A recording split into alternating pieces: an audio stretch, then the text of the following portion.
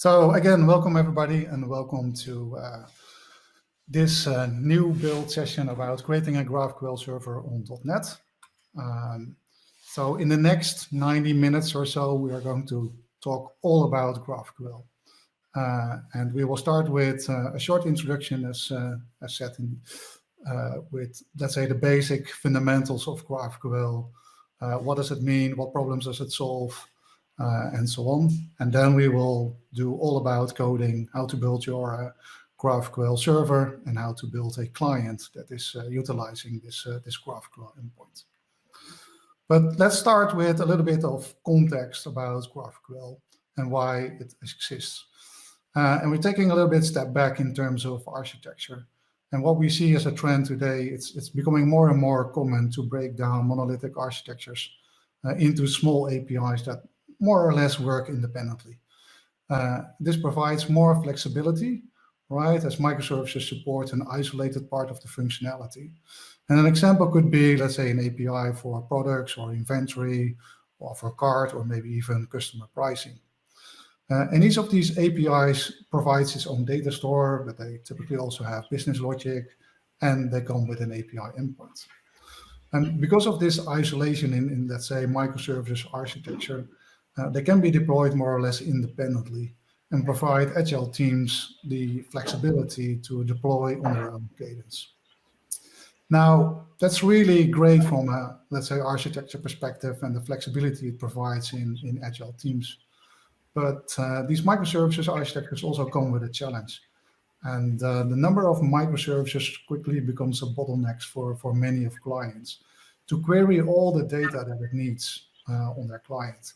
And in many cases, that can easily go up to 10 or 15 APIs in order to query the data and render the appropriate screen. And this not only requires a lot of code to build, right? Because for every API, you need to create that integration. But it also gives you the challenges in the area of performance. And specifically in mobile applications that are specific to network utilization and battery life on the device, it is important to have an API that is, only provides you the data that you need to minimize the footprint on network and resources of the battery. And a solution for this problem could be GraphQL, where GraphQL is a query language that provides a single endpoint for clients towards the microservices. And this GraphQL technology allows you or allows the client to query for the data that it needs. And for this, a server runtime is required, which is GraphQL provides. And this server runtime basically processes the requests and forwards the request to the downstream APIs to come back with a single response towards the clients. So in traditional, let's say, REST-based solutions, and this is a bit of an overly simplified e-commerce sample that we give, it requires a lot of APIs. So on this client, we have a profile with a card and some products on top of it, and maybe you have some ratings. Building this out by using microservices, each with their own REST endpoint, would result in something like the APIs that you have right on the right-hand side. So we will fetch the users and the user profile. We will fetch the card of the user profile. We will fetch the products. We will fetch the product reviews of the products, and so on and so on. And as in the instruction stated, this, in a real-world example, they can easily go up to 10 to 20 API calls for the client. Now, when it comes to all these API calls, it quickly adds up in terms of resource consumption for mobile clients or to your website. But it also adds up in terms of networking time required to fetch all that data. And a very important statement created by Ilya is that the fastest network request is a request never made. And that was basically the foundation and the principle for Facebook to work on the technology behind GraphQL. Because in 2004, when they launched their mobile application, they really faced a terrible bad performance. And it also, they figured out it was draining their batteries in the mobile application. So they came up with GraphQL, and they are the inventors of GraphQL, so that they have a single API endpoint, which provides you the ability to query for the data that the client needs, minimizing the amount of round trips, but also minimizing the amount of data that actually goes over the wire. So that same example in REST for a GraphQL server implementation with something like this, where the client is still fetching the same data, but is doing that in a single query request. And in this example, the query fetches or queries for the user and the name and the image URL, and on the card, the number of products, and for the products, the name and the image, and for the reviews, the number of stars, in a single request to the GraphQL API. Now, this GraphQL API endpoint then queries the downstream APIs to fetch the individual data from the microservices and returns it in a single response. Now, one problem that typically GraphQL can fix is a concept called of overfetching. So in this example, where we have a GraphQL query for the web client, for example, it fetches the products and the name and the reviews and some properties of the reviews, but also the body and the number of stars. That query and the result might be, best suited for the web client, but might not be appropriate for the mobile client. As the mobile client has a different form factor, the amount of information that you can present on the screen might be different. Now, if you would run that same query for the web on the mobile, you would basically fetch too much data. And that concept is being called overfetching. That same principle, but then the other way around, also called of underfetching, where if a query would consist of not enough information to render the screen, would result in multiple additional calls to fetch the additional data required to render the screen, which is called underfetching. So both overfetching and underfetching is very common principles that you see in a microservices architecture, because one of these APIs are, let's say, either optimized for providing all the information, or it's specifically tailored to a specific client, which then can result in underfetching for clients that require maybe more data. Now, to give you a little bit perspective on why response times and round trips and the amount of data matters, here's some interesting research that has been done. And as for example, Akamai did an interesting research across around 17 retailers. And they found out that conversion rates were the highest for pages that were loaded in less than 2 seconds. And you can see a significantly drop in conversion rates when the page load time increases. Now, that's about, let's say, GraphQL, but there is a whole schema and query system that sits behind it. So let's talk about what sits behind it. GraphQL is all about asking for specific fields in an object from the server. All right, so it's a way to query the data that we want to ensure that we only fetch the data that we really need from a client perspective. So for example, on the left-hand side, we can see a query where we query for a product and name and the price and in stock and the number of stars for a specific review.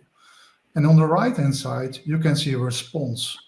And we can immediately see that the response kind of mirrors the structure for which we query, right? And this is very essential to GraphQL because you always get back on what you expect and for what you query for, and which the server knows exactly what fields the client is asking for. And the reason why the server knows this is because it's based on what we call a schema.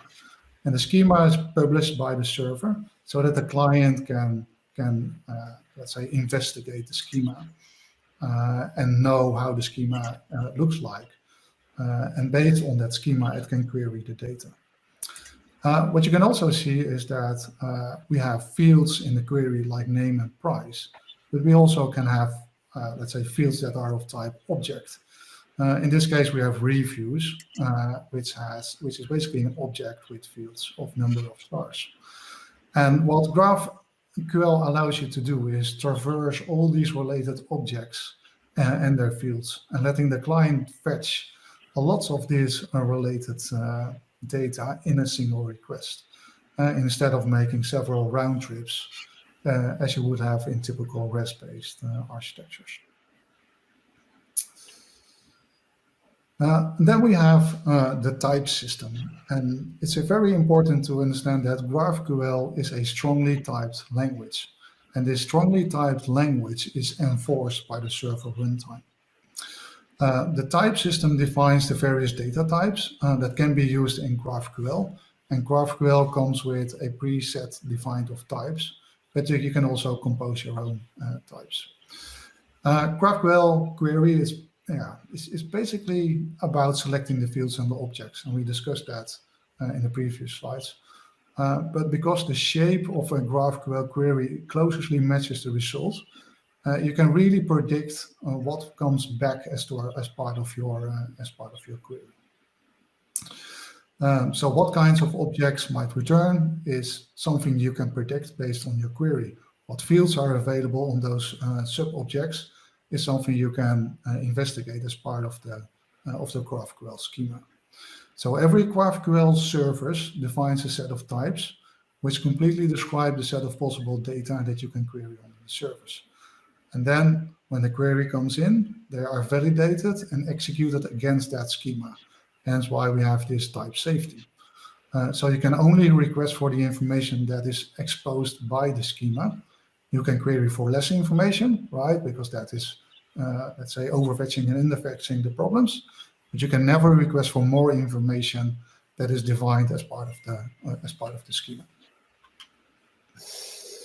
So let's have a closer look on how the query and the GraphQL API looks like. Over to you, Arin. Yeah. All right. So we looked at the schema, and so the schema is the contract that a GraphQL server has with its client, and it always exposes the schema towards the client, and the client can always look at the schema. So what I have here is a development IDE where I am connecting to a GraphQL server that I'm running locally. And what we can see here, it exposes a set of schemas and allows us to browse through it. So we can see that I can query for products, and I can immediately see that, okay, products give me back a list of product, and then these are the fields that I can query or I can ask the GraphQL server to return, and the types associated with them. And we can do that for all kinds of queries, and even for related objects, we can even browse through them to see what is happening. And based on this is where we start writing our queries. So if we are using an IDE, we immediately get some intelligence help. So if we start with a query, and then come down here and say space, and then we see that, okay, for when I'm querying, I can query for products like we saw.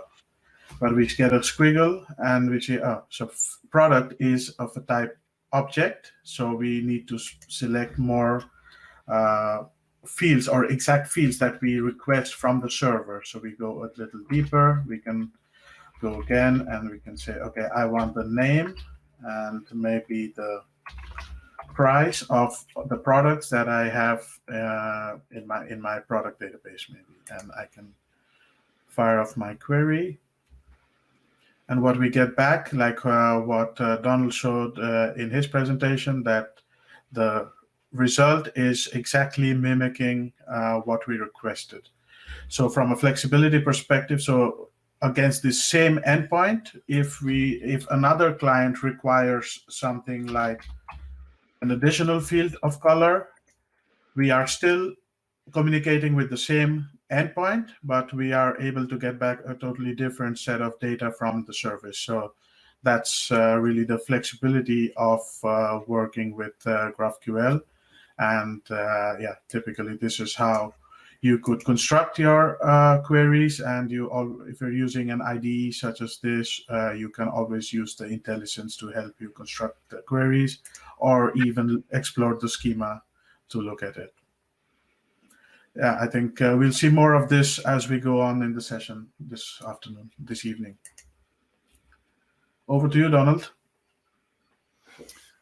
Thank you, Arin. And that's not an internet promise. We will get more code when we go into the session, so stay tuned.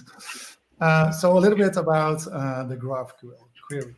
So one really powerful thing that, that the GraphQL gateway allows you to do is stitching multiple downstream APIs. So in this example, on the right-hand side in green, we have a set of microservices that each can expose their own GraphQL API endpoint. Now, what the gateway can do is it can combine all these, let's say, schemas from these microservices and stitch them together in a single schema, so that it hides all the complexity of the downstream APIs and allows the clients to talk to one API endpoint and query for the data that is being exposed in a combination of the downstream APIs. And this hiding of complexity is really key for the web clients, because from a client perspective, it doesn't matter, how many downstream microservices sits behind the gateway. They can query for the data, and the gateway will kind of forward the requests to the downstream APIs to get the product information, to get the card information, to get the reviews, fetch it back, and then returns it into a single response. And in this sense, the gateway is kind of the central arbiter, which delegates, validates, and forwards the request to the respective downstream APIs. It also decouples a lot of that integration of the APIs, and this schema stitching can be done on runtime, if you like. So if you would add additional services at startup of the gateway, to which all the downstream APIs is being subscribed to, it will automatically, let's say, fetch the schema and stitch it into one big schema in the gateway at startup. So that really gives you the flexibility in a microservices architecture to get all these microservices stitched into one gateway and provide access to the clients into a single API endpoint. So in order to, let's say, get all this functionality together, right, you need to have something like a server runtime and a gateway. And GraphQL initially was invented by Facebook, which their implementation was based on JavaScript. Now, the power of GraphQL was being picked up by other developers, participating in different platforms, of which .NET and Microsoft is not just alone. So there are several implementations on the Microsoft platform, and we will talk about the Chili Cream platform. And the Chili Cream platform comes with three parts, and one is the server runtime, right, which allows you to create these GraphQL server, which allows you to create a gateway and basically creates this additional layer on top of your microservices to build the schema, to execute queries, and to forward a request to the downstream APIs. Then we have the client, which is called Strawberry Shake in the Chili Cream platform, which is more or less a code generation tool, which based on the provided schema from the server can generate a .NET client for you, which includes all the types and the mapping of the GraphQL types towards the .NET types to simplify basically the interaction between the client and the server.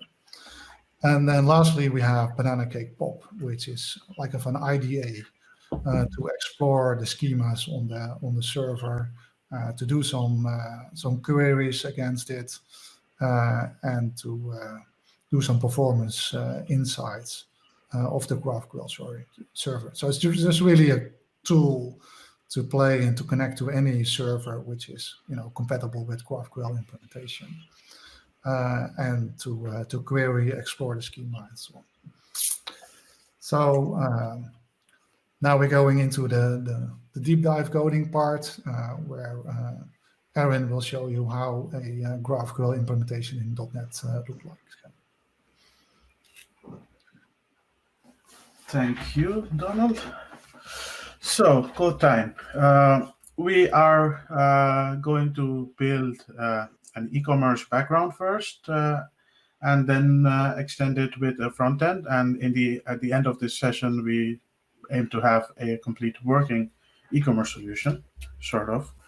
So what we have is the story we built today is more like we are building on top of an existing platform where we had our REST APIs working for our current application. So we had a product API, we have an order, and one for inventory, a minimalistic setup as it can be.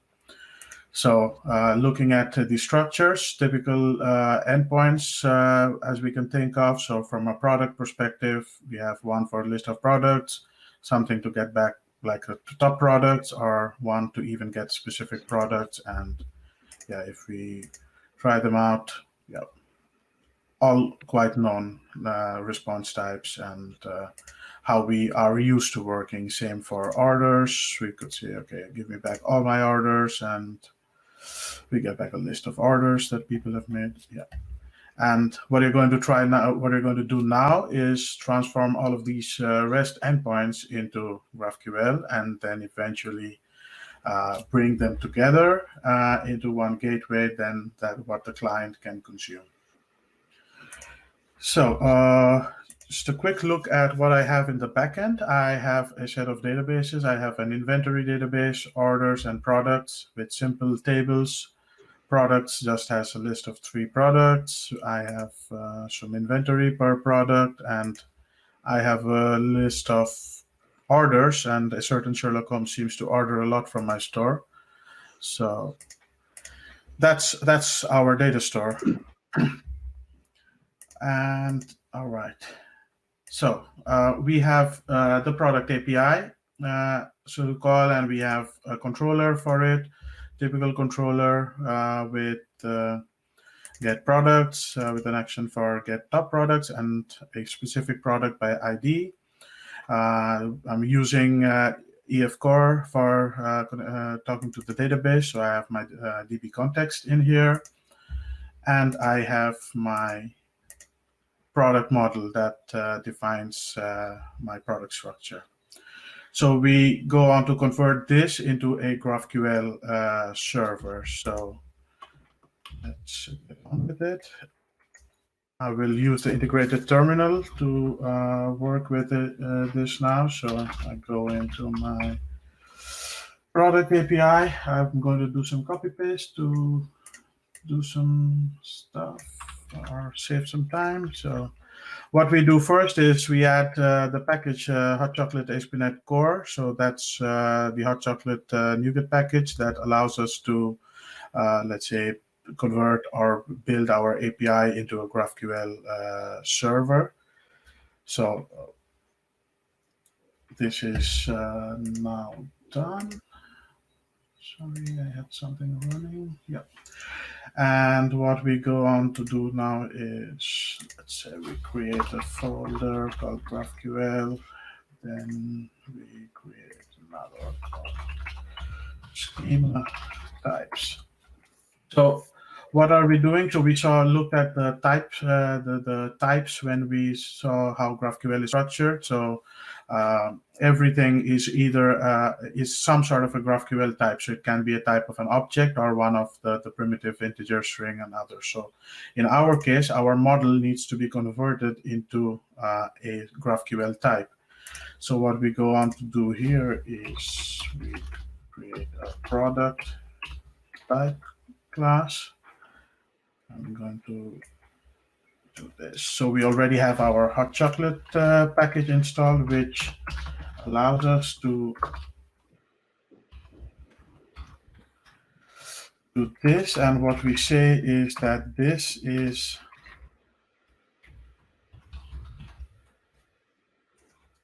so our product type is an object type deriving from our product model. So what it is allowed. So we have our business objects, but what we are trying to do is we are defining our GraphQL objects based on our business model.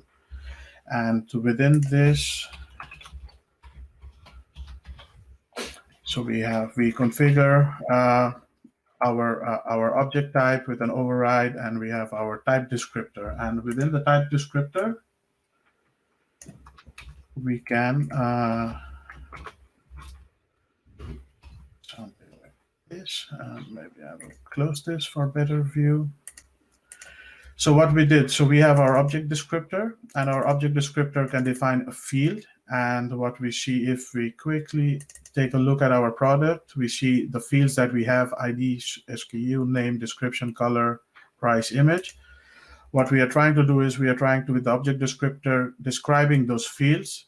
We are saying, giving it a type. So this is mapping the .NET CLR type to the GraphQL types that are defined by Hot Chocolate. So we see that we have a specific non-null type, and we have a ID type for ID-based fields, but for string, we see there is a string type. For something like price, which was a double, we have a float type. So what we did here is told the parser that these fields from my POCO should map to these types in my GraphQL setup. So once we do this, then GraphQL knows, okay, this is, it knows how to build the schema for products. For example, it knows that these are the types it should use. But it is not complete, because we still don't have a way to, let's say, query this data. So how do we query data? So what we do is we create always happens with me somehow.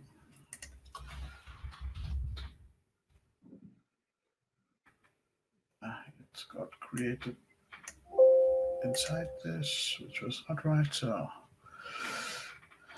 this is wrong page. So we create a query class, and within the query is our entry point into the data. So what we do typically in a controller in our REST endpoints is what we do in our query. So in our query, we define what are the operations that should be exposed by our GraphQL server. So we do some resolutions.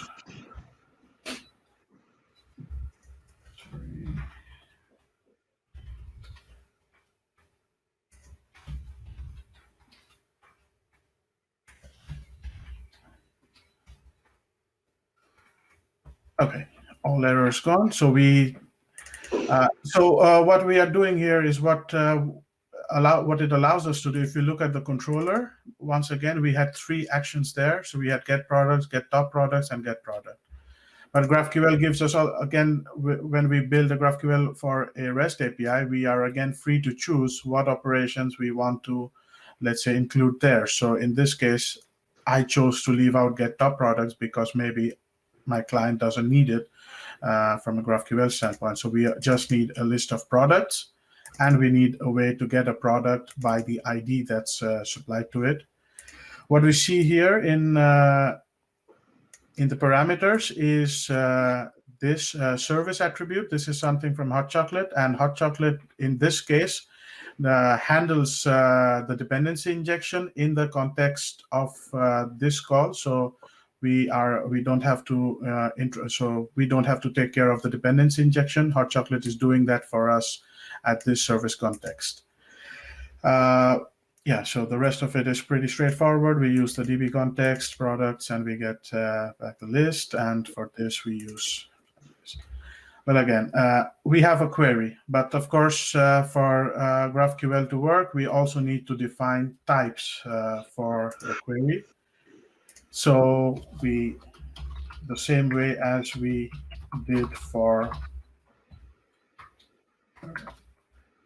products, we have to do the same thing. And this time, we are defining the type for query. And the rest of it is pretty much the same what we have seen. We have the override of configure, we have the object descriptor.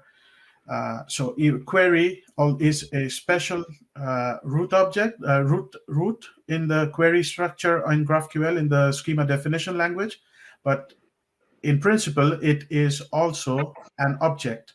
So it can be defined in the same way as deriving from object type with a root type, and then we give it a name. We say the fields. In this case, you see our field is the function that we have, and we say the type is the return type that we are expecting. And in this case, get products give us back a list of products. So we have list type of product type. So it's these are again all referring to the types, and this product type is actually what we defined here. So we are doing all of this in the context of the GraphQL types. Once we have this ready, so we have our query, and now we have to let's say wire up our GraphQL server for it to work. And what do? We go to startup.cs, and we go services dot add GraphQL server. That already does it. And then we need to say, okay, what is the query type that the GraphQL server should expose to the clients?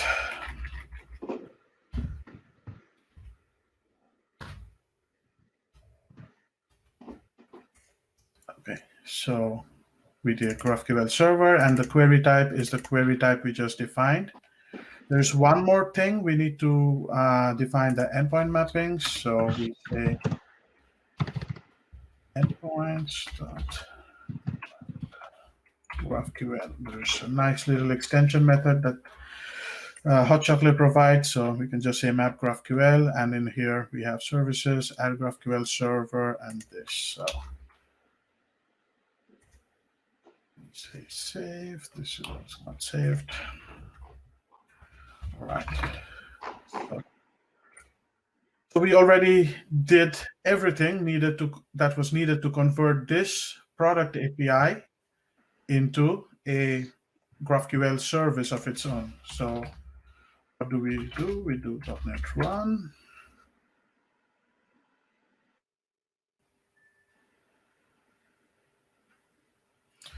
Okay, my service is running at localhost 5011. I can go here, close this in, and I say, so our endpoint is always /GraphQL, and we refresh the server. And if we look at the schema, we see we have product and we have products. And this is typically what we defined as part of our query. We said we have two operations in our query. They were get products, and these are now mapped to products and product. And like product accepts a parameter. So if we see here in the definition, we will see the product gets an argument called ID, and it is of value integer type.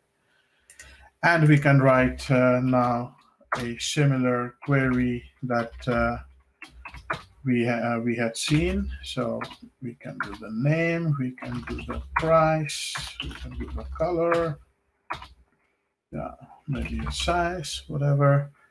And we execute this, and we have our product GraphQL API giving us back the product data. So just a few files, definition of some types, mapping them to the right GraphQL types in here. And we are ready to go with our GraphQL server. So we are already querying, let's say, the first server we have. Something to note here is you have also a lot of flexibility in naming. So if your business object is product, and let's say you want to call it something else in the scope of your GraphQL endpoint, you could definitely have a different name. GraphQL sort of Hot Chocolate tries to compile all of these names into smaller or camel cases. But in this case, because this is all capital, it sort of struggles. So you can then also have control to, at a field level, say, okay, I want this to be named as SKU. And then if we look at what we see here in the schema, that is exactly what we have. So we also have the flexibility to let's say, define our server the way we want it to be. But that's query, and an API for querying data is only as good. But of course, when we are building applications, we also want to write back data, and that's equally important. So for similar to queries in GraphQL terminology, we have what we called mutations, and the mutations, as the name implies, is for doing updates or create kind of operations.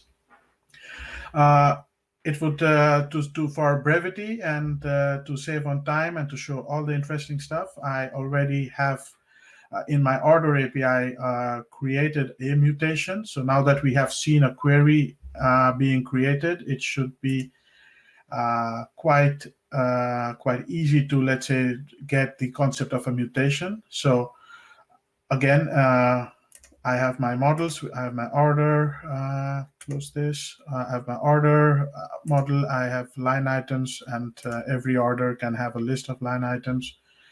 I had similar queries here, but what I have here is also a mutation. And what the mutation is doing is, this is for a create order, and what it expects is a object of type create order input.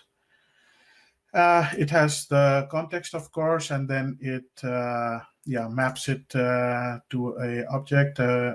So based on the incoming order object, it maps it here.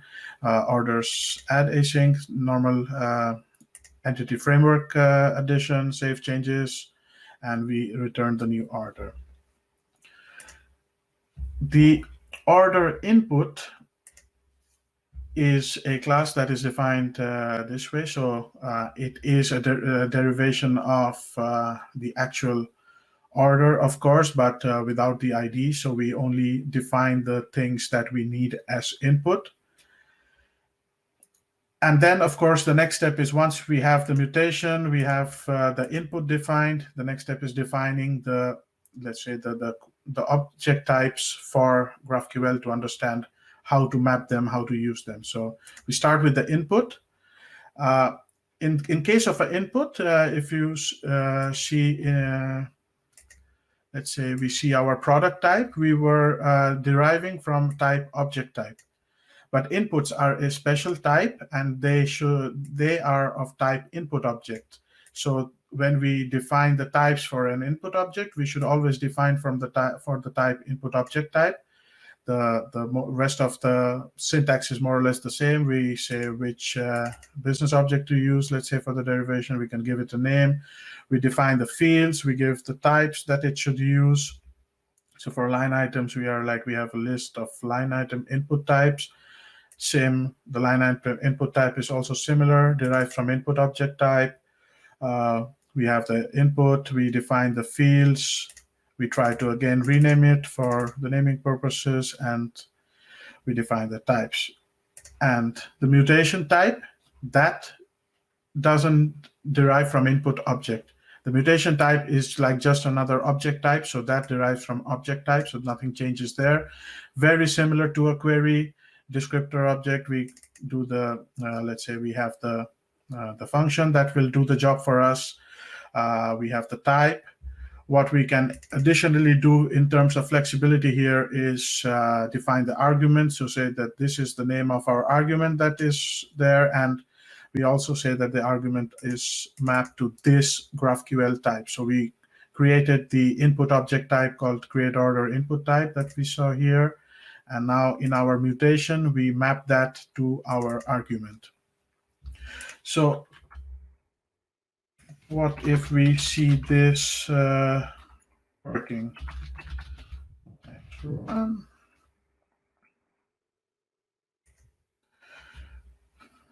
Building. All right, so this is on localhost 5031. I will fire up this. We see immediately the schema, and in the schema we see the clear distinction that we have query types and we have a mutation. And we can still walk through the schema for a mutation the same way as we were doing for query. So if we expand this, we see the create order expects a create order input.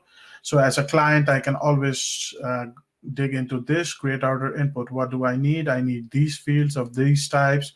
I can go to related fields to see what they require, and so on and so forth. And this should allow us to build our query. So when we did our query, we always used the term, let's say the keyword query to define our queries. But when we do mutations, we use a special term called mutation. That's a second possibility in the root element that we can do. And then within mutation, we see that we only see one item like create order. And if we do this, we see IntelliSense tells us we need to give an input and we need to do stuff. So I'm going to quickly copy paste that.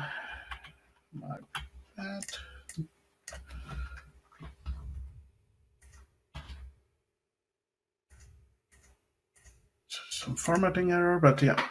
So we have an order. So for a certain place, maybe this time it was John Watson who orders from the same address, and he orders this of 2 times and this maybe 6 times. And if we look at the database for our orders, I can run the query again. So far, all my orders are from Mr. Sherlock Holmes. And this time, John Watson, he puts in an order. And what we are trying to, what we can also see here is, as part of this mutation, we can also request data back. And there also, as GraphQL allows us, we have total flexibility on what kind of data we ask back. So for example, so my last order was order number 6. So if we create this order now, so we asked for just the order number, and we got back, okay, order number was order number 7. If we go to our database, execute this, we have order 7 from John Watson available. So to show the flexibility that this can do more, we can, let's say, we ask for another field because maybe our client needs that information once an order is submitted. And we submit another order, and you see GraphQL is able to carry out that creation or that mutation and still be able to give us back information that we request for that newly created item. And again, exactly what we requested for, nothing more, nothing less. So that was mutation. And then from an application standpoint, we start asking ourselves, okay, but we did a create, we did a query, we did let's say an update or a create, but what other capabilities is on offer? And we can quickly try to look at, so what GraphQL can do is or Hot Chocolate allows you to use cursor-based paging. So if you are using really modern UIs with infinite scrolling, that's typically what you require. And it's very easy in Hot Chocolate to, let's say, introduce this kind of paging. So, for example, we go for our product API again, and we go to our query type. And let's say we have get products. Something as simple as this, use paging. If we do this and then go on to run my GraphQL server again, running, I go back to my products and I refresh it and I try to look at my schema. Refresh. So this time you see we get a different, so we get back page info, we get back edges, and we get back nodes. And within nodes is where we get back our products. But we also get page info with has next page, has previous page, the start cursor, the end cursor, and that kind of information. So what if we now try to do a query based on this? Close this. Maybe. Always formatting is okay. So we execute this query now. And what we will see here is that we get back list of products, we get back the edges, and with every edge we get the cursor for the next item, and we get the page info. So the start cursor, the end cursor, if it has a next page, has a previous page. So really easy for your client to really implement, let's say, scrolling or infinite scrolling. You can also do something like this. We can say, give me back only the first one. And then we see that this changes. So we get the first one. So we got only one edge. But then if you see here, this already, because we had 3 items, it has a next page now. And it has no previous page. But we can now use the cursor, for example, to, let's say, get back the next item. So we can say after, and this, execute this, and then we have the second item, and then we have a different cursor, but now we see that there is a next page and there is a previous page. So paging through your queries is made quite simple with Hot Chocolate.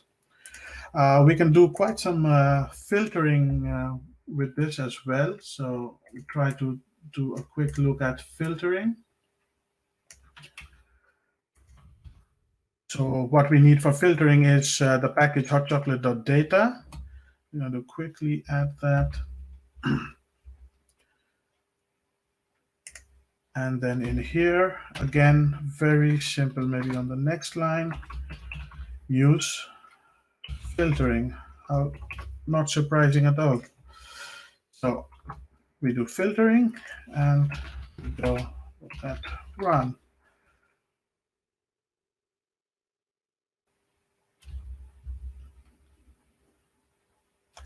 Running back to our initial query, reload the schema, waiting for it.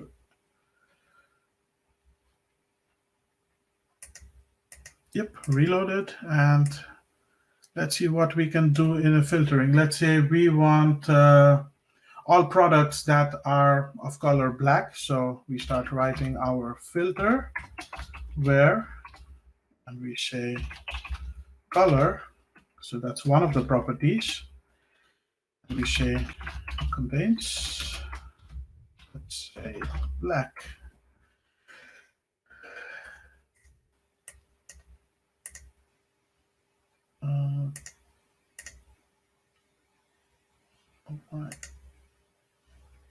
I'm not sure. Schema.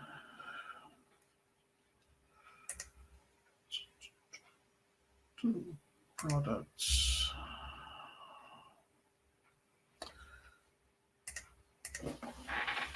One moment. Why is this? So where color contains black, I think we added it. Oh, yeah. I know what I did wrong. So we missed out one little thing in the startup. What we have to do is in the GraphQL server, we have to say that filtering. That's what I was missing. So run.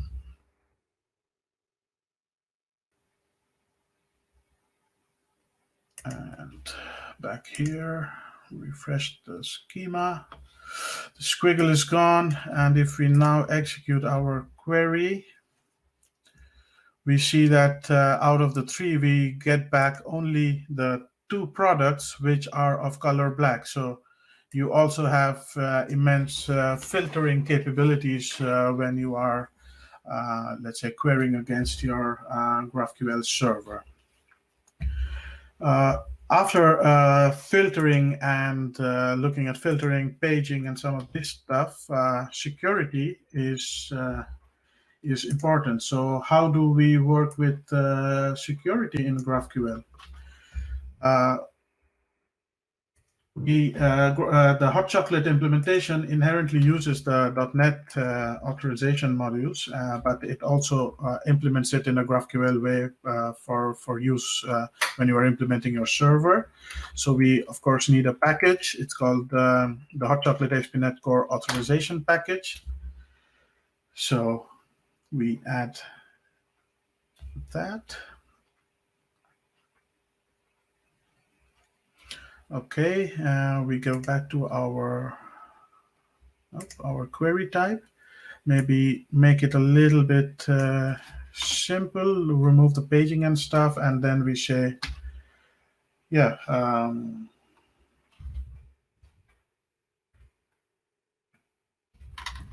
how difficult, authorize.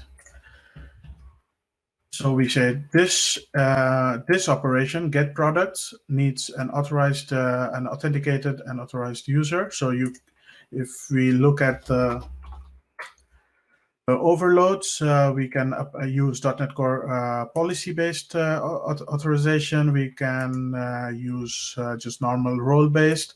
And of course, in empty, when it's empty, like any the authorized attribute from .NET Core, this works just that it needs an authenticated user. And this time, not to forget, we also here say add authorization. And we go to run. It's running, and we no longer need this. We can refresh. We are back to the old one, and in this case, let's say we are asking for the name and the SKU of the product. And what do we get? The current user is not authorized, so it's looking if the user is authenticated. So that's normal, but what if we take this a level deeper? What GraphQL allows you to do is also take this, so this was at an operation level, but we want to limit one field from an entire query for it to be required to be authorized. How can we do that? So let's say we move it from here and we go to our product type and say, oh, something like the SKU. You need certain roles. We don't have role definitions now, but at least you need authenticated and users with certain roles to be able to see this field. So we do it at the field level, and we go about running our project. We do a refresh of our schema, and the next time we run it, what do we see here? You will see our data is returned. We get back products, we get back the name, which is an open field, but we don't get back a SKU because this is the field that requires the authorization. So we are we of course get error messages that at this location for products, at SKU, we don't have an authenticated user. For role-based, you probably can do more meaningful messages, but it still allows our application to function, whereas giving granularity in terms of authentication and authorization that we can offer. So that was authorization. And I will move this to continue with our demo. Startup. Just keeping it simple for the rest of the evening. Okay. But now we are still left with three, let's say, three different microservices, each being built also with a GraphQL endpoint. So we have like smaller, we have GraphQL endpoints, but they only serve a part of what we are trying to do as an application. But to me, as a client, it only makes sense when I'm able to, let's say, query product and its inventory together. And if you remember from the presentation of Donald, that we have the concept of gateways, and the gateway is where all of this comes together. So what we are gonna do is, let's say, I'm going to use some boilerplate code from a template that our friends at the Chili Cream platform they publish.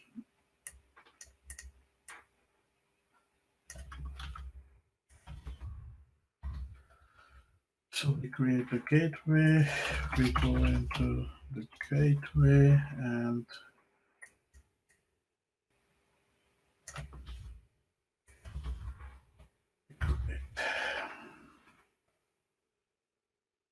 this. So the server creates it. So we look at the project. We have a whole set of boilerplate code that has been created for us to start up the program. The query, we go into the project. We can remove these default packages because we are going to need our own. The query, we don't need it at the gateway, as you will soon see, so we will remove that as well. And now we go on to add our packages as necessary. So we first, of course, add the hot chocolate ASP.NET Core package. And then for the gateway, we need another package, that's the hot chocolate.stitching. And this is where the magic happens, where the gateway is able to, let's say, look at all the downstream services, get their schemas, put them together, and then we, as a client, we connect to the gateway and see that one unified, let's say, the endpoint. So we added our packages, and the cool part about the gateway is, yeah, you hardly need to write any code for the gateway, as we will see. So we don't have any query type, we don't have any business objects, nothing. What do? We first start with creating HTTP clients towards our downstream APIs, which are running at this location, 5011, 5021, and 5031, all of these. And then we need to tell our GraphQL server that how should it work as a gateway and how should it get all the formatting, but let's say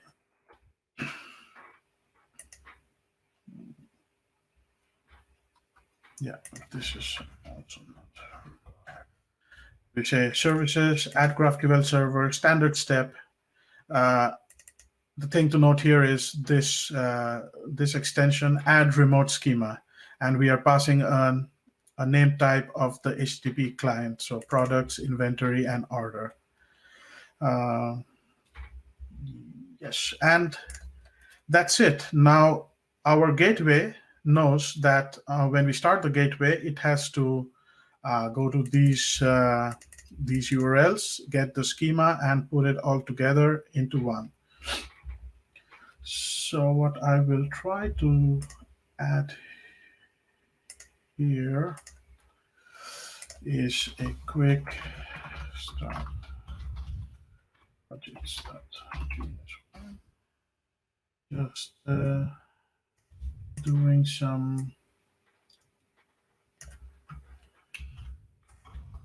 quick work to ease out.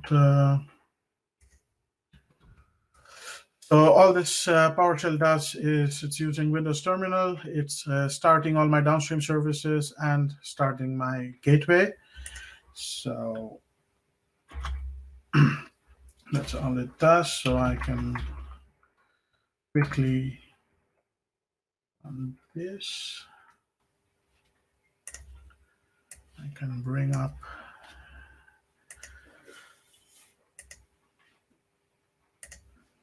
okay, my product service is running, my inventory is running, my order is running, and so is my gateway. And my gateway is at HTTPS 5001. So I can simply do this now. Refresh.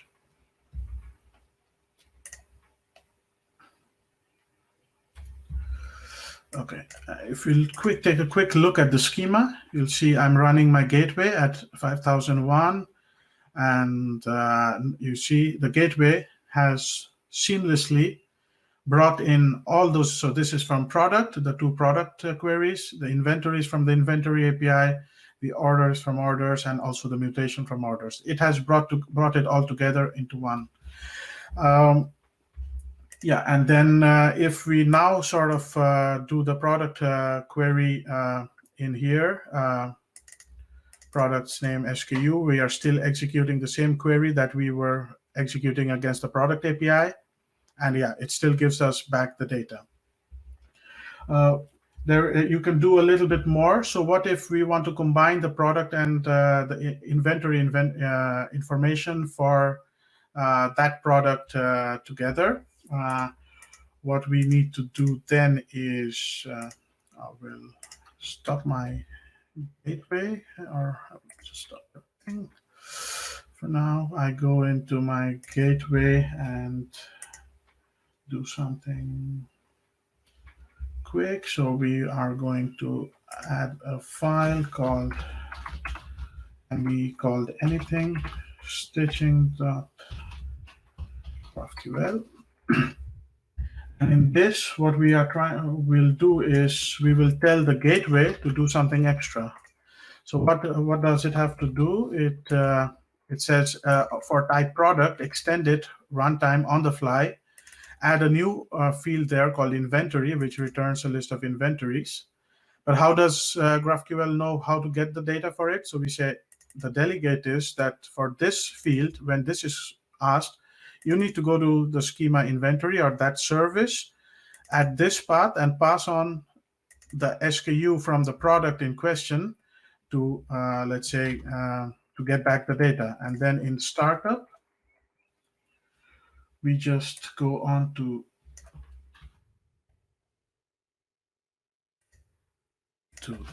this here. So add type extensions from file, a special extension again, and we give the name of the file. And if we now go here, start my projects again, they are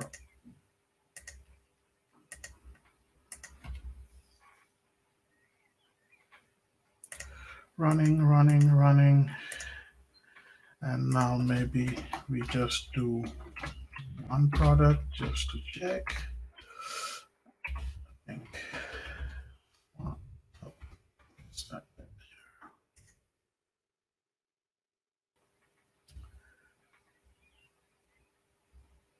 did I do?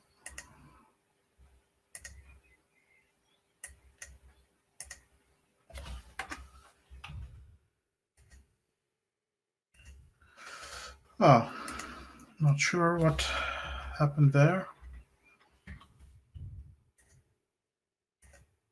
I didn't refresh my schema, maybe.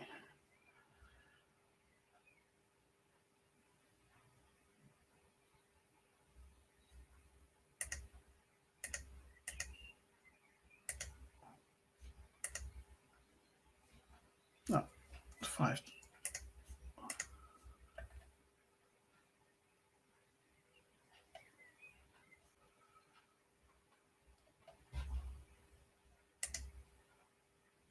Okay. That's the name, maybe. Oh, this is not working, but I can. So, yeah, essentially this is what we saw at the start in the earlier demo when we were querying for products, and yeah. Bad luck for this demo, but for some reason I probably made some mistake somewhere. I cannot get what's going wrong.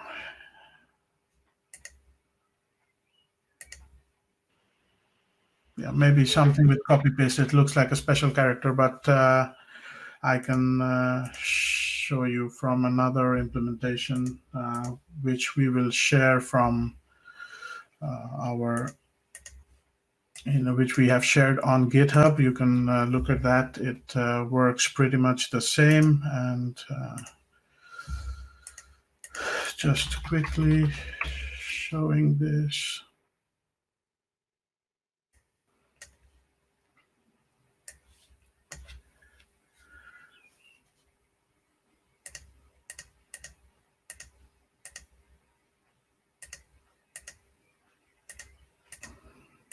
Come on. Yep. Running.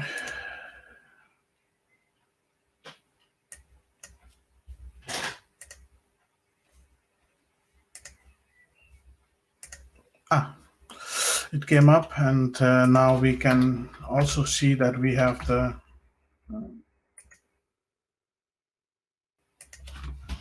inventory in here, and we can get the stock for this item as well in one query. So in essence, we asked for a product and inventory. The gateway knew that it had for inventory, it had to query the inventory API. It sent the part of the query there and the part of the rest of it to the product API, got back the responses, put it together, and give back one endpoint.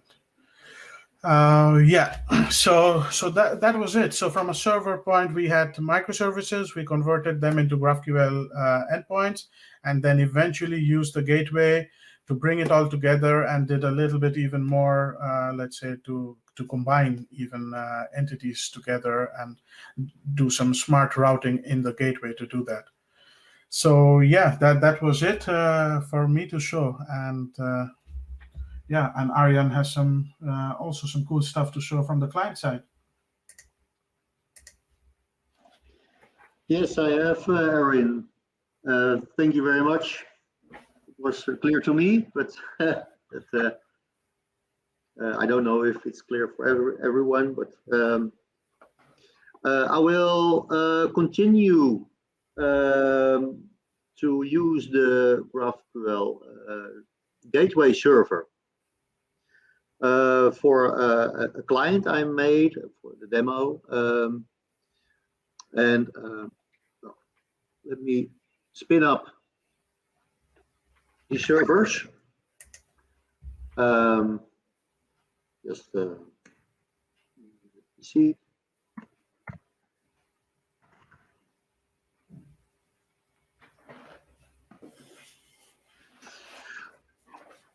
In the meantime, let me explain what I'm going to do. I have created a Blazor client, and Blazor, well, it's a new kind of a new technology from Microsoft. Basically, it's the follow-up of web forms, ASP.NET. And with Blazor, you can create web clients, basically, and you have two types of two hosting models, I should say. One is you have Blazor server, and that is kind of like ASP.NET on the server side, on the web server side, and C# is running within the ASP.NET hosting environment. That is more similar to ASP.NET web forms in the past, or it is actually web forms is not over yet, but it's not in use. But it is still in use, but Blazor will become the the follow-up of it. And then you have, and that is more interesting, I think it's Blazor WebAssembly, and that is that the .NET C# runtime is running in the browser, in the WebAssembly container, and so you can use C# as the similar way as you do it with JavaScript. So that is interesting. But for now, for the demo, I have used Blazor Server, and it will communicate using Signal Air. It's just a technology. It's basically HTTP, but using WebSockets. This is not relevant for this demo, but maybe you can use it for your own benefits. You can see here now that the APIs are all running. The APIs Arin created and explained. So you can see here the gateway API, and that is the API the client is communicating with. So that is the single API we have to deal with.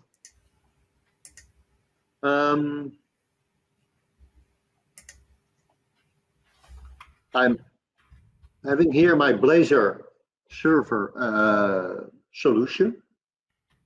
So you can see here, this is just created from the template, from the Blazor server template within Visual Studio. And you can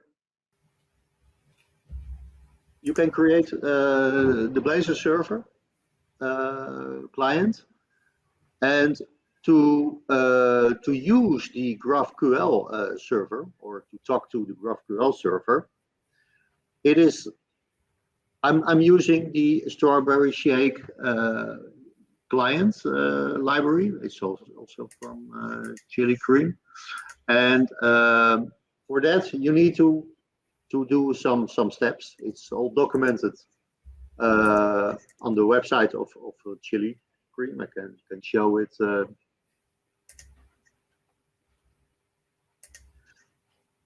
There are some steps you have to make to create a GraphQL client. The GraphQL client is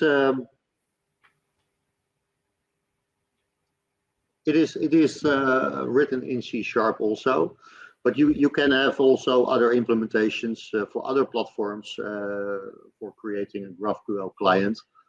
You can create a GraphQL client for Python, for Java and JavaScript, of course.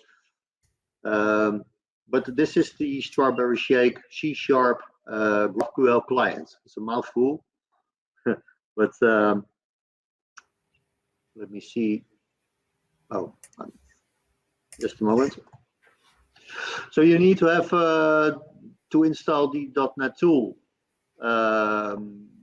Strawberry Shake tools, and this is needed for to create or to generate the C# code based on the schema we are going to download from the GraphQL server.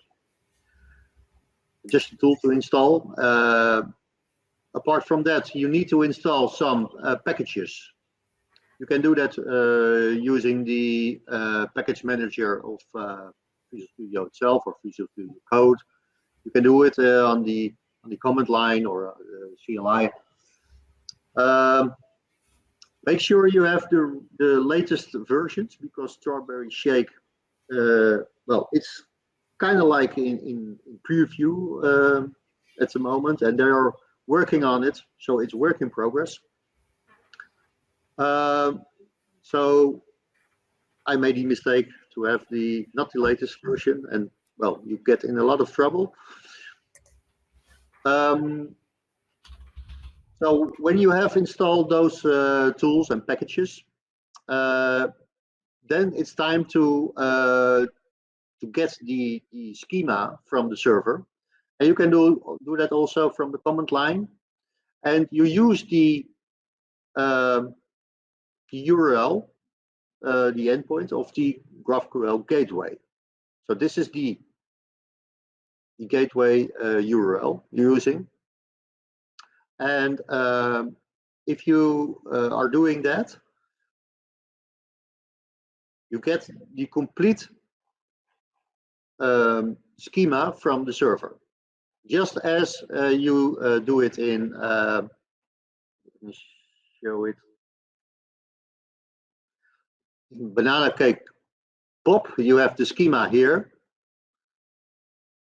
so you have the meta information basically of the data, and you can see the schema here, and you have the exact schema also here within my client,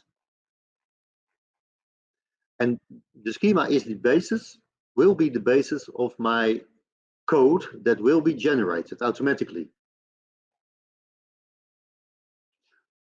So once I have the schema downloaded, the next step is that I in my queries.graphql, I define my GraphQL queries. You can see some examples here of get products. To get the products, we have a mutation for add order, and it will use this definition, these queries and mutations, to automatically generate the code for me. Now that is very convenient, I think, because you don't have to do it yourself. It will be generated by the Strawberry Cake Shake, I must say, library. So every time you do a build, I don't know if you can see it, but if you build the solution, well, something must be changed then, of course.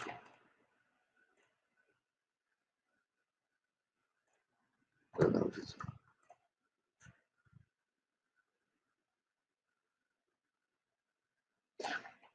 You can see there is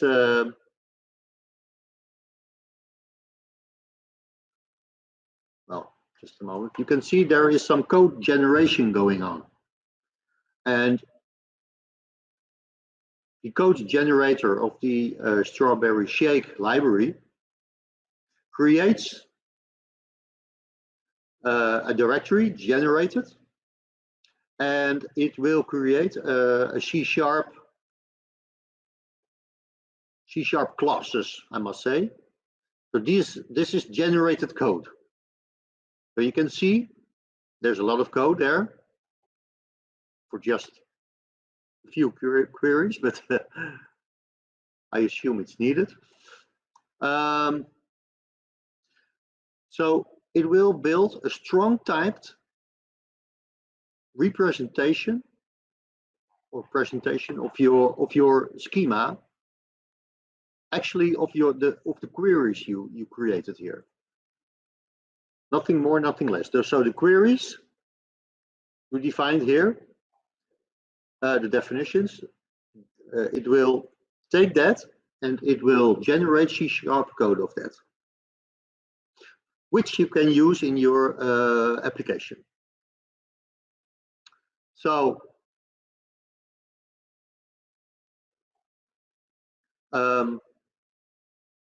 for example,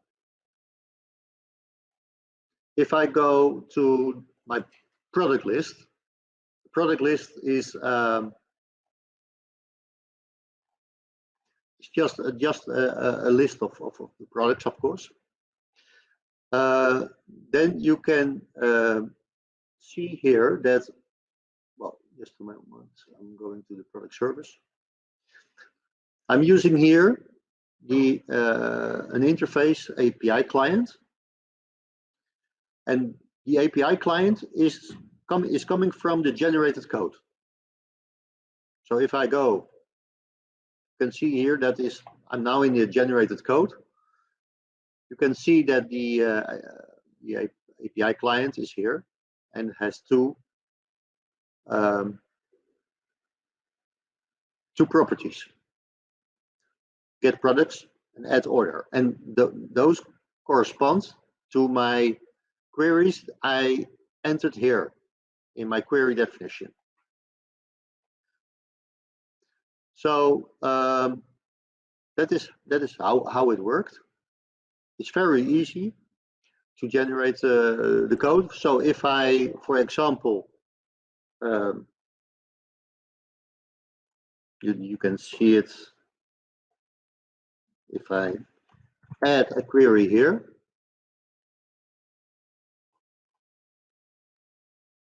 Well, there's some. So what I do here is I create a query, get orders, to get all my orders, and I want to return a fragment of the order fields. A fragment is just an artifact of the GraphQL query language to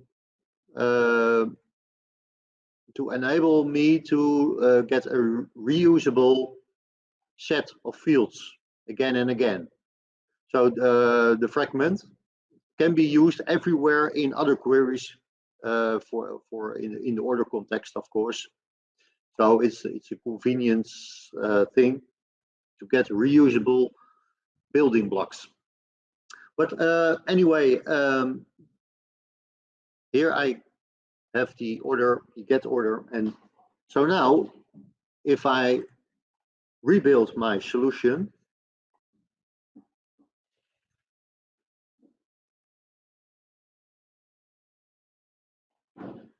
takes a while.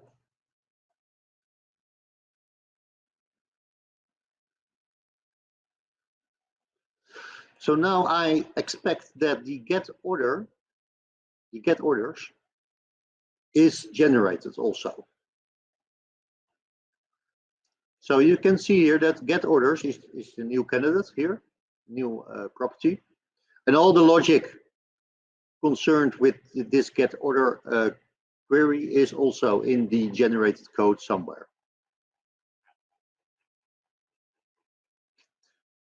So you can see if you add a query here, or a mutation, or another thing, and the rebuilding makes sure that all the items here are generated for you in the C# class.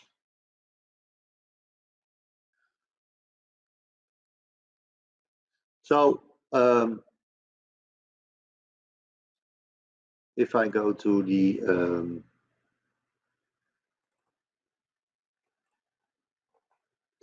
well, I've used the service pattern here, and well, Blazor is part of .NET Core and also supports dependency injection. So I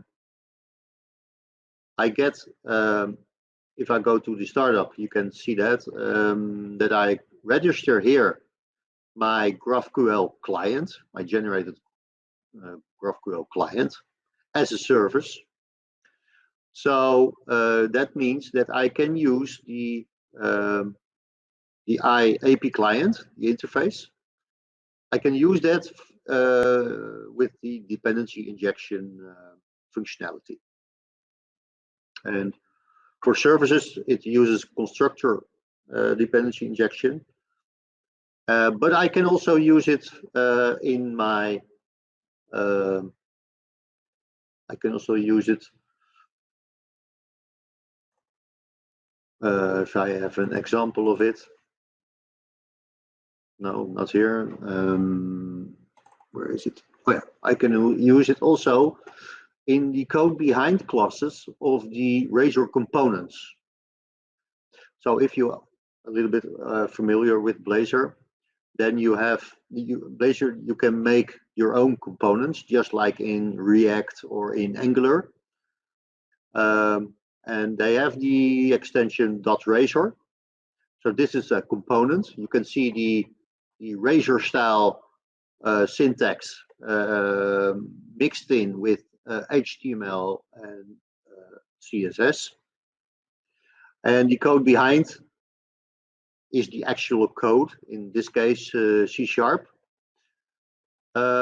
You can compare it with just HTML and CSS and JavaScript all together, but this is a more, I think, a more structured way to set up components.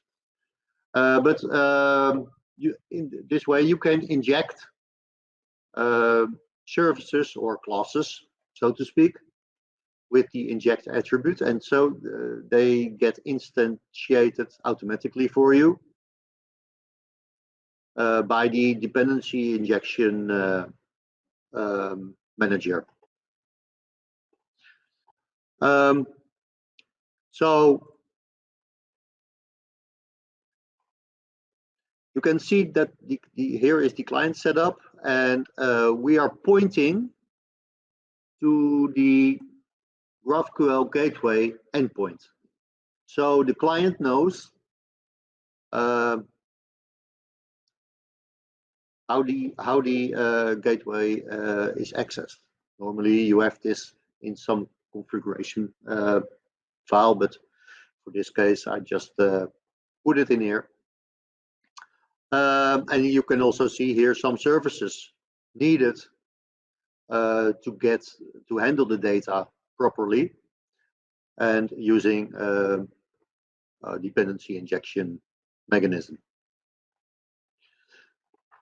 So for that, that's how to set up the client. If I go, well, if I go to the, well, I can just run it to see if it's working.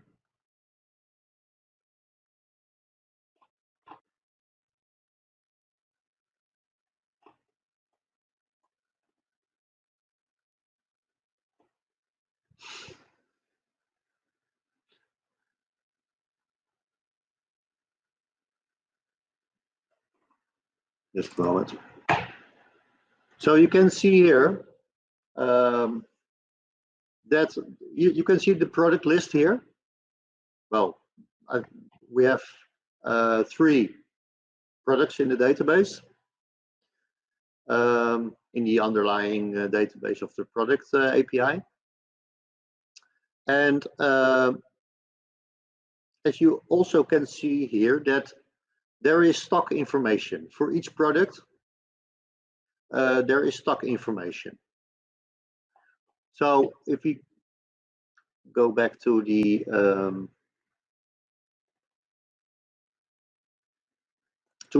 query, just like the query Arin showed, you can see that the get products gets all the product information plus inventory information, because that is stitched together with the product type. And so on the client side, we have we can access stock information via a product. So that is quite handy from a client perspective. So just to say, well, we want stock and we get stock.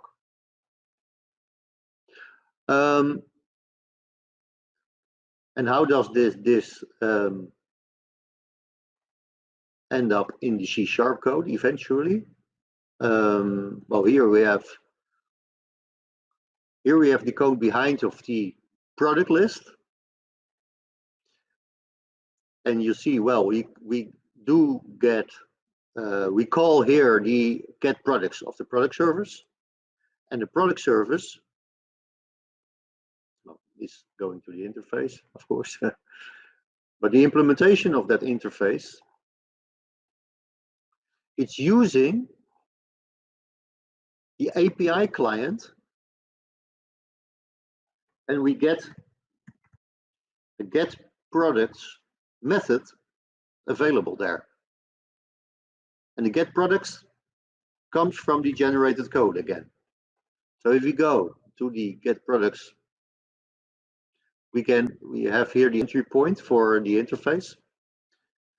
And this method will access the get products or the GraphQL query get products to retrieve the relevant data for that product.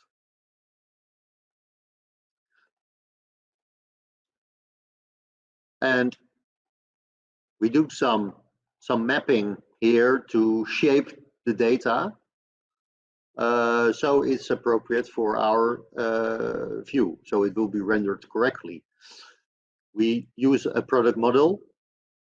It's basically a view model that is built to create a specific shape for our view, the product list in this case. So that is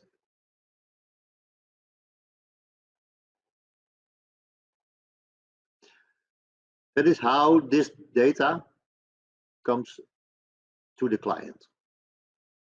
And well, we can see that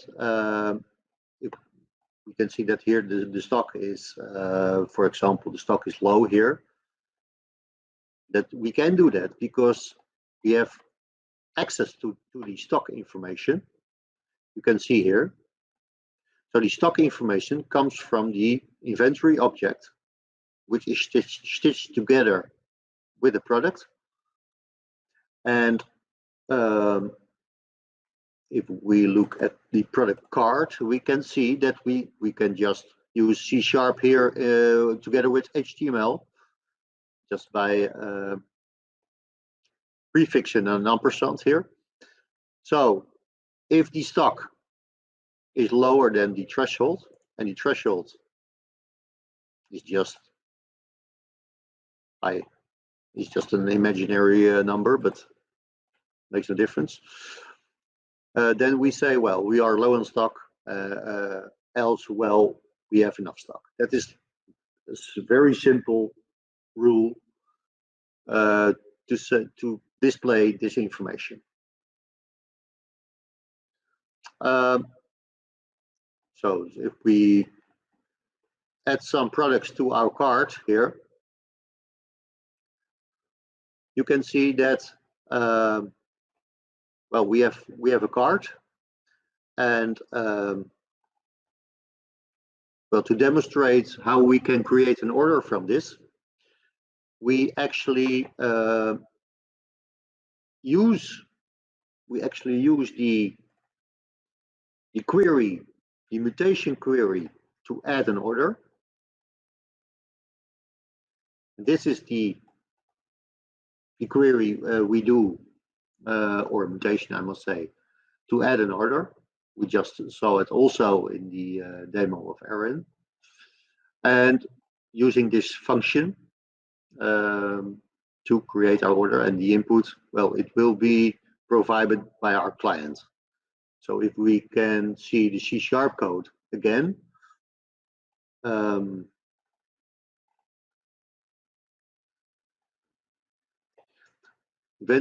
eventually this method is responsible for saving an order, and the data is coming in via the order model view model. And there's a mapping. You can see here the create order input. We also saw that in the previous demo. And we filled that input with our data. And we are calling the add order function that resides in the generated code. And hopefully we don't get any errors here. So that is what is happening. So if, oh, Oh, I need to fill in, because those fields are required. As drive. Have to fill in some.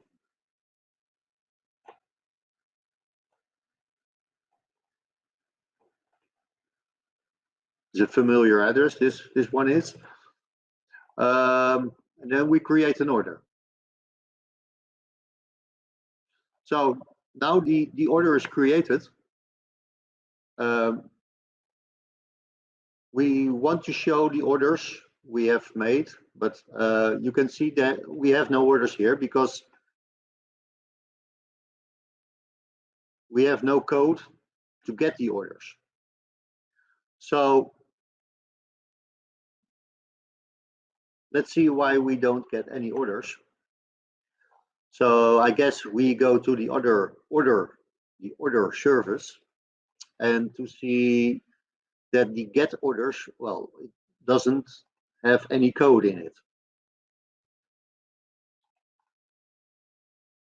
But no worries, I have some code here that we can use. Basically the same structure. So again, we are using the API client, and we can use the get orders because it's generated again. It corresponds to this get orders query. And we do some data shaping again to put the data in our model. No, I just do, this is the wrong where it is. This one. To put the data in the order model, and then we can render it in the client on the page.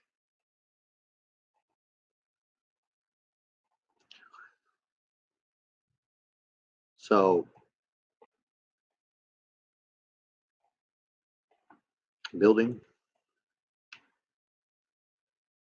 It takes a bit longer to build because well, the code has to be generated. There is some smart mechanism that if you don't change the query definitions, then it won't generate. But once in a while, it generates while the query definition file is not changed. I don't know why that is, but well, perhaps it will be solved in the future.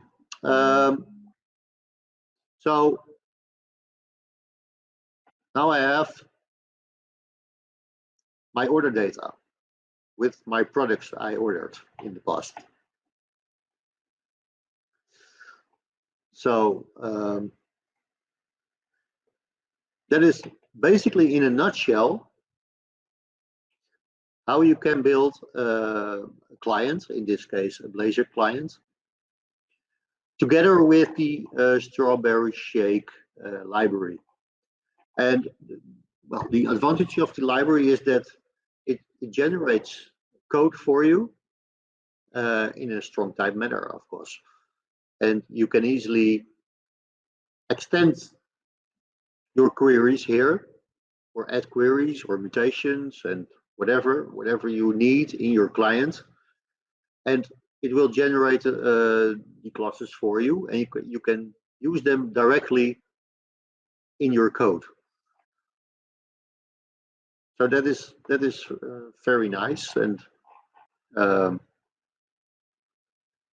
is also a very quick way to set up a client using GraphQL, and you don't have the complexity of REST APIs or multiple REST APIs in your client. You have just one endpoint where you can consume all your data that is needed, and you have also the flexibility to get the fields and the collections you want instantly. So it will make you more productive, I think. And you can also use the microservice in the backend. The GraphQL gateway server can be quite complex, but all the complexity you don't have on the client. So that is well, I like. Thanks, Arjan, for that. Okay. So can we over to the Q&A? So thanks, everyone. You made it till the end. Highly appreciated that you took the liberty to watch the introduction and also all the coding demos of Arin and Arjan. So I already saw some questions that probably Sjoukje will bring up. But if you want to reach out, please reach out to any of those handles that are on the screen at the moment. The first question I can already answer: is the source code available? Yes. Arin uploaded all the source code and demos at GitHub, which is available at this URL. And this also includes the Razor demo that Arjan provided. So feel free and start hacking tonight. Over to you, Sjoukje, because I think there are some questions. Yeah, we have a couple of questions. Yeah, shall we remove the screen sharing for now? Yeah. The first question is from David Jansen. Is GraphQL always these solutions, or are there situations where you would still prefer the REST approach? Who dares to answer that? Go ahead. Go ahead.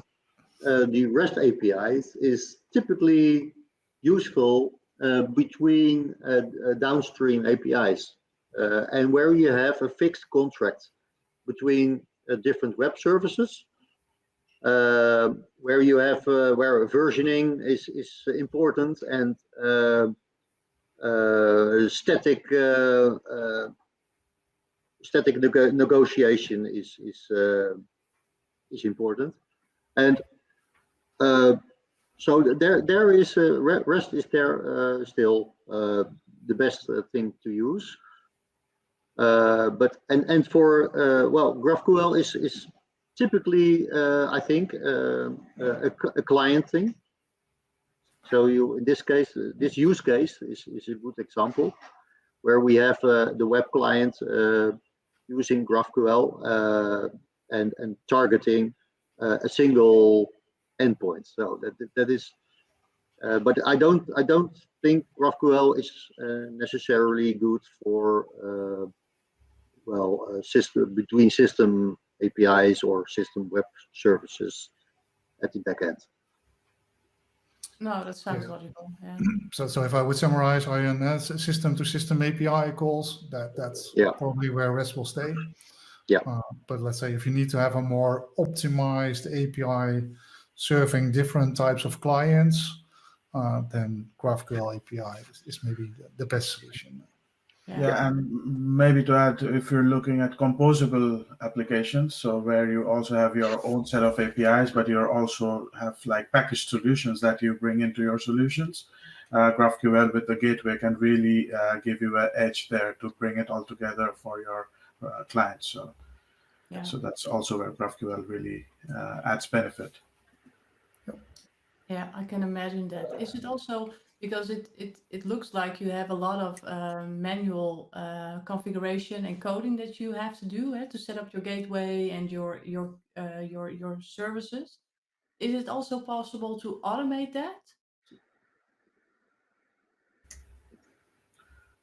So there is some automation in the what Arin showed to create the gateway automatically. Yeah. But based on existing REST APIs, for example. Yeah. So, but if you need to create a GraphQL server from scratch, well, that can be quite cumbersome, maybe, or quite complicated. But if you do it by hand, well, yeah. Okay. Could be a lot of work.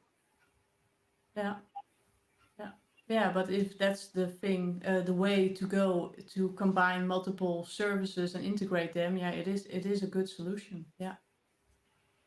But the Okay. templates provide you that guidance. So the templates that Arin showed you, all right, gives you a lot of that plumbing already. So Yeah. yes, from scratch it's a lot of work, but by the use of the templates, I think what Arin also showed, it's not too much of a hassle. Yeah, so the groundwork, it's really, so if you're starting from existing infrastructure, there you sort of already have your business logic in place. What you're doing is as simple as mostly you first need to think about your schema, and then you say, okay, what do I expose? So it's as good as writing a controller from a REST API perspective. So you could still reuse all of that logic and you still do it, or even when you can put a GraphQL endpoint in front of a REST API. So you could even just have that as a layer in between. So there are multiple ways to do it. You could really do it smart. And the gateway is like really, like I showed, it requires very little coding because you just need to tell it where the schema lies, and it's smart enough to put that together and expose it. So yeah, very powerful. We have one more question from the chat from Descol Dragon. Can GraphQL be seen as a platform to create composite services on top of granular services and expose those in a handy fashion? Yes, absolutely. I think that's let's say, the power of GraphQL, right? Typically, what you have with microservices that they are so small, fine-grained microservices that they only service a very small of the data needs that a client needs, and as a result, you need to have these, many API connections from the client to fetch all the data that you need. And GraphQL really gives you that single API endpoint from a client perspective to fetch all the data that maybe one or multiple screens need in a single request. I think also what Arin mentioned, if you're using, let's say, some of these headless architectures these days for, let's say, your e-commerce solution or CMS solution, you typically want to combine that with data from your own on-premises systems, right? So maybe you have whatever product data in a headless commerce solution, or maybe you have CMS data in a headless CMS, but you want to combine that with inventory data, which sits, in your on-premises backend systems. These headless systems already come with a GraphQL endpoint, and you can very easily stitch them together with your own, backend services, providing a single schema, single API endpoint to fetch the data both from the headless solution as from your on-premises system. So. Yeah,